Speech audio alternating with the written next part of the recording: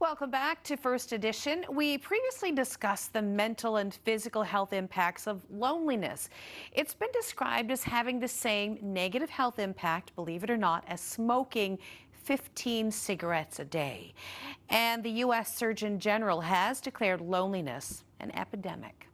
Well, here to discuss some potentially new ways of addressing this is Dr. Janine Hubbard with this week's Get Psyched. It's great to see you. Well, likewise.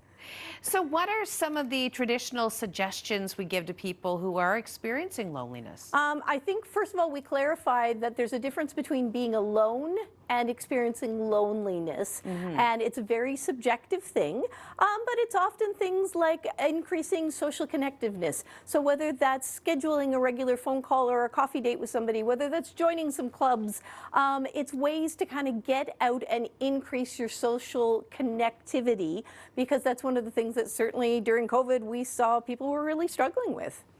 But you want to talk about new technologies, and this is pretty exciting and pretty fascinating. So what are the new technologies that just might help with loneliness? Well, certainly we've seen, again, through the pandemic, things like Zoom or FaceTime, or ways to actually connect at least by distance. But what I thought we could talk about today, partly because today being 3.14 International Pi Day, I've just got an hot off the presses generative chat, which is known as Pi, P-I. And its entire purpose is to engage in conversations, which is actually one of the #1 usage of chat GPTs. This one in particular, it's free. You can keep it anonymous. The only thing it's going to know is your IP address.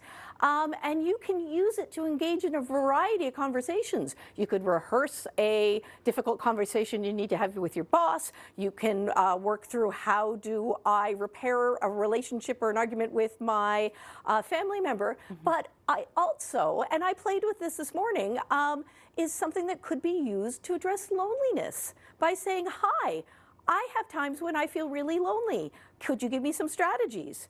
And you look at that, and then I sort of said, actually, can you just help distract me? So we generated some conversations and some topics that might be of interest. I got some book suggestions based on some of the things that I've done. And of course, it is not a substitute for a conversation with a human being, but you know what? There may be some specific uses, again, with lots of caveats.